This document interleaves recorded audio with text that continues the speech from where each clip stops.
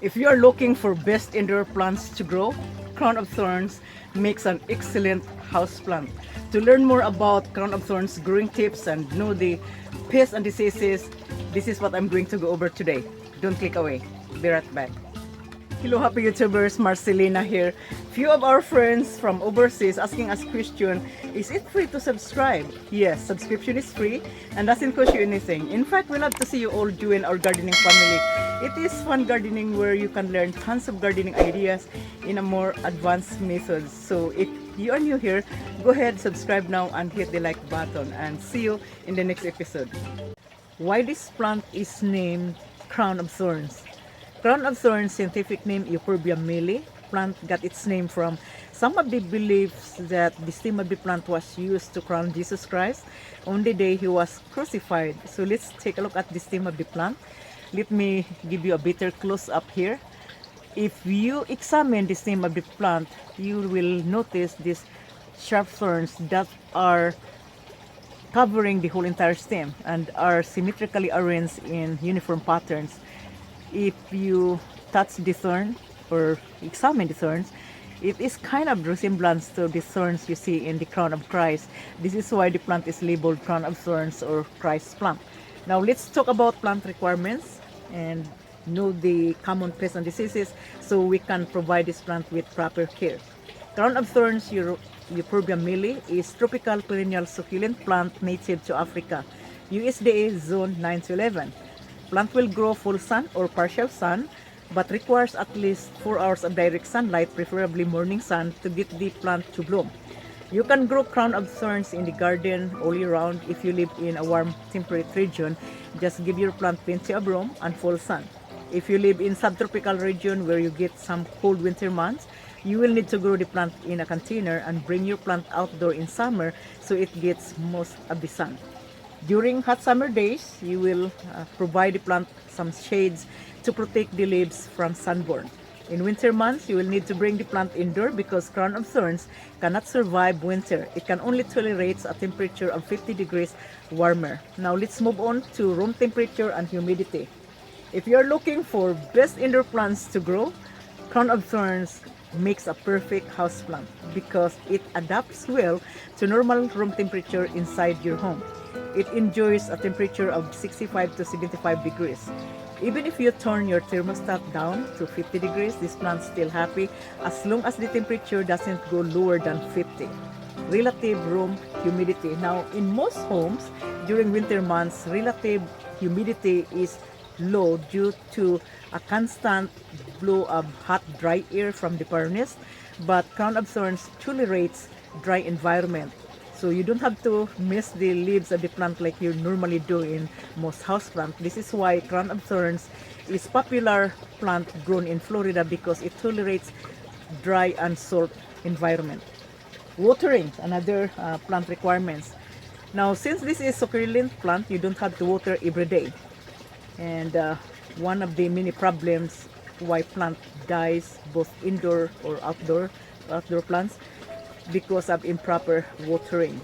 You either overwater the plants or underwater the plants, and in most cases overwatered plants is far worse than underwater plants. The question is, how do you know or how do you regulate water supplying to your plants and know if the plant needs water or not? And how are you going to keep the moisture or the soil constantly moist without flooding your plant and drown the root? There is another ways that you can do this. Let me show you.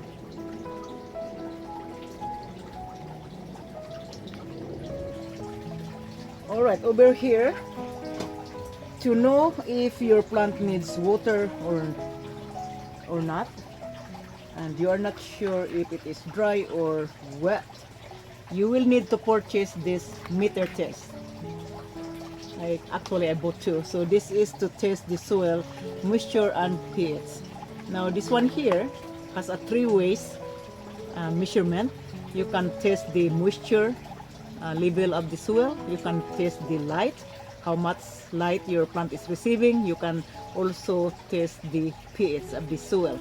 So this is a cool tool. This one here, you can also test the pH in the soil. Now, if you want to use this, you just insert the probe directly to the root zone, and hopefully you can see it. So I haven't watered this plant, it's building up moisture here. So right now it is too dry, it's in the all the way down here, so it needs watering because I did not water this plant for almost a month. So that's how you detect the level of moisture in the soil. Now, to test the pH, you have to water the plant first. So we are not testing because we are not watering the plants. I will do that later on. I would recommend to control your pH in the soil, and the safest pH should be 6.8, because 6.8 most plants are happy on that pH range. So either slightly alkaline and slightly acidic. Now the other way to monitor this moisture in the soil, let me bring you to the other side. Another gardening idea you can use to keep the soil constantly moist without flooding your plant, also minimizes watering time, is the application of the Wikigrow garden. We have video on the Wikigrow system, you might consider watching that video. We also have book written by Greg 7, the Wikigrow. Greg added good information in the book. If you want copy, I will link the book below this video, just check it out. Two easy methods to wick the water and keep the soil constantly moist is using a 100% cotton string or using a knit cap with substrate. You can buy the string in Home Depot or Lowe's for $5 a roll. Let me show you the byproduct of the Wikigrow. So this is the Wiki pot. This is African violet given from a friend, Renee. Thank you, Renee, for this plant. It's beautiful. Renee used to work in the nursery before. This is why she's great taking care of the plant. She specialized growing African violet, and this is her work. She added a string to wick the water. I did not water the plant since I got from her, but yesterday I decided to place this one in the bottle and add water mixed with nutrients, and this plant is happy. You're gonna be happy, aren't you? So I have another pot here. This is my indoor plant. Oh my goodness, I love these indoor plants, guys. Look at the leaves, it's beautiful. And I placed this in the pot, and as you can see, there is also wiki string here, and I tied in the plastic to keep the wick from falling down. And I placed the pot in this dark jar to prevent the algae from growing into the water. And if you check the soil, is moist, not soggy. This is the coolest gardening method you can use to minimize watering and keep the soil moisture level intact. If you use the Wikigrow, I love this Wikigrow system. This is my favorite gardening, and I encourage friends to use this type of gardening methods. You just need to buy this cloth and cut in the middle, and you will need a 3-inch knit cap and a lid. This lid you can buy it in Home Depot or Lowe's for $3. You just make sure you remove the ring around it to fit the pot. Now you can cover the knit cap with guard to keep the soil from getting into the water and dirtying your water, or also to keep the root from getting out in the knit cap. But the cleanest part is using the JP. I love JP, guys. You can use the bigger JP, the 4-inch, and use that as your wicking substrate and place in the knit cap. And you can put the knit cap in the lid. Look at that. It's beautiful. The water wicks in this lid. And you just place it in the pot. I'll show you here. What is great about using these methods of growing your plant, it is made of cloth, and it is not the same as the regular plastic, and it helps the plant breathe air because it is breathable. It also prevents root bound, and during hot summer days your plant doesn't cook because the texture, the cloth is gray, not black in color that attracts heat. So this is awesome. Some gardening. Let me show you the byproduct of this Wikigrow. I have this Wikigrow here. This is an old pot, as you can see. I grew the pepper. This is my weird paper. This is Peter Pit. You can see the fort is weird. So I bring this plant inside the greenhouse because we have cold nights and this plant cannot tolerate cold. What is great about the Wiki Grow Garden, because you can give the nutrients in soil and in water, so your plant can take up nutrients in both ways. But since you're growing crown of thorns, so you use liquid fertilizer. You just add the liquid fertilizer in the water.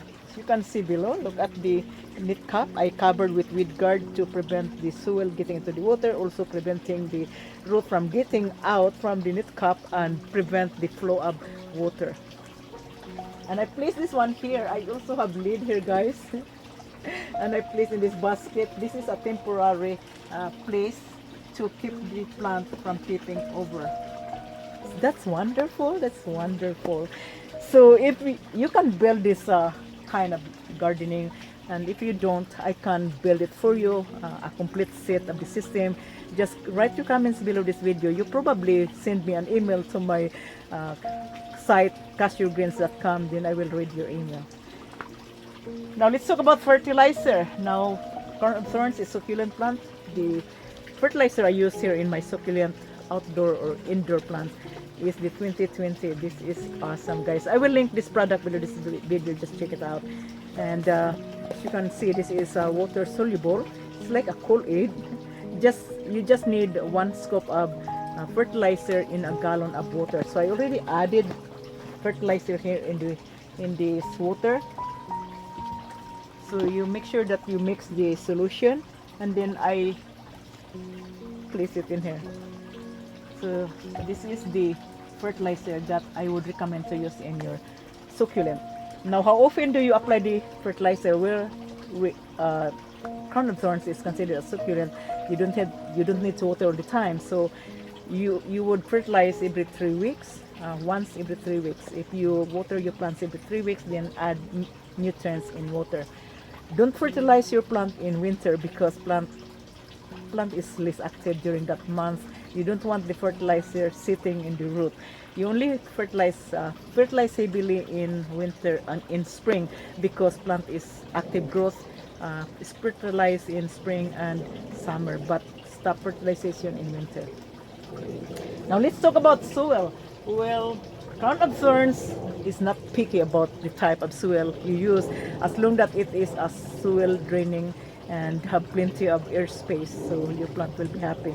I use microgreens. I have comments from my viewers. Where do I get microgreens? You can probably get it on Amazon, or if not, I can send you the link. We are not sponsored with this company, and hopefully we sponsored with this company because we use this product. So this is called, it's a combination of fine peat moss, cocoa, perlites and vermiculites. If you cannot get microgreens, you can use any potting mix. Yeah, you can use this kind of soil used by organic for the orchids. You can use this for your Crown of Thorns, or you can mix your own. Use the 3 ratio sand, perlites and cocoa peat and mix it together, and you're good with it. Now let's talk about the pH. Let me show you. Alright, so the pH, I would encourage to maintain and control the pH. Do the 6.8. That is a comfortable range in most plants. It's slightly acidic and slightly alkaline, so it is in a safe range. So I have the digital pH test, and this is cool because I can read the number clearly. So you just press the button here and push this button to read the pH. Make sure that you water the plants first before you test the soil for pH, because if you don't, you have a false reading. So you just insert the probe all the way down to the root zone, and then you can see the pH.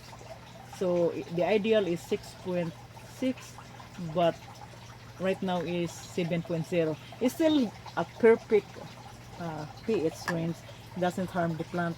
So I would probably add a little bit acidifier in the soil to raise a little bit of the pH. Now, pruning. Do you prune your crown of thorns?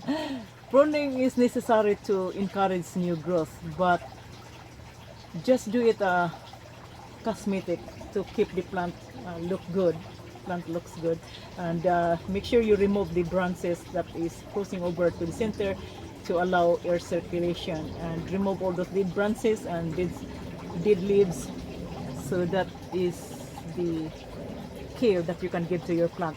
Let's talk about pests and diseases. Now, I don't have problem of my crown of thorns, and if you have problem of pests and diseases of your crown of thorns, please share that information in this video. We love to hear from you. Common pests that attacks to the crown of thorns is aphids, mealybugs, and thrips. And the control mechanism I use here is alcohol and neem. You can use the alcohol 70%, spray directly to the plant if you see infestation, and then with your cloth or sponge you can just wipe it out, and use the Q-tip to work on in the crevices. Aphids is easy to control as opposed to controlling the mealybugs. I did control the mealybugs in some of my succulent plants, and it's terrible. Mealybugs has this coating that it is hard for you to use one application. You have to apply a couple times to make sure that the pest is controlled. If it is too much, then use the neem. I'm not showing you how to mix the neem. You can watch my other video how I mix the neem and apply to the plant. So use the neem and spray below and the top. The thrips is really hard to identify because it's too small. The only thing you can see if there is changes in the leaves turn yellow, and if you look at the back you can see this weed. So that is the thrips. So you have to spray the leaves below and the front. And I hope I mentioned everything here. If I miss some information, just write your comments below.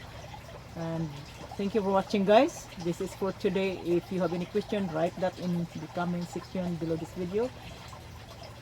And if you are looking for plants or any cool merchandise, check our merchandise also. And we have cool t-shirt, cups and bags, and there might be something you love purchasing. So again, this is for today, guys. This is Marcelina at cashewgreens.com. Thank you for watching, and if you haven't subscribed to our channel, and we love to see you. Peace out.